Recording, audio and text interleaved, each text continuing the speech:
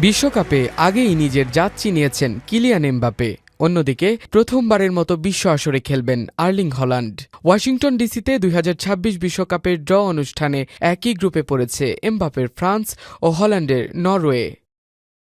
English premier league ও লা লিগার দুই শীর্ষ গোলদাতা প্রথমবার কোনো আন্তর্জাতিক ম্যাচে মুখোমুখি হবেন আই গ্রুপের তৃতীয় রাউন্ডের লড়াইয়ে। ম্যানচেস্টার সিটি ও নরওয়ে তারকা হল্যান্ডের বাছাই পর্ব কেটেছে দুর্দান্ত। ৮ ম্যাচে করেছেন ১৬ গোল। ৪বারের বিশ্ব চ্যাম্পিয়ন ইতালিকে পেছনে ফেলে ২০৯৮ সালের পর প্রথমবার নরওয়েকে নিয়ে এসেছেন বিশ্বকাপের চূড়ান্ত পর্বে। নরওয়ে ও সিটির হয়ে হল্যান্ডের গোল সংখ্যা ২৪ ম্যাচে ৩৩টি। অন্যদিকে ২৬ বছর বয়সেই ফ্রান্সের সর্বোচ্চ গোলদাতা হওয়া থেকে কেবল ২ গোল দূরে কিলিয়ান এমবাপে। রিয়াল মাদ্রিদের হয়ে চলতি মৌসুমে লা লিগায় ১৫ ম্যাচে করেছেন ১৬ গোল। চলতি মৌসুমে রিয়াল ও ফ্রান্সের হয়ে ২৪ ম্যাচে গোল করেছেন ৩০টি। আই গ্রুপের সব প্রতিপক্ষ এখনও ঠিক হয়নি।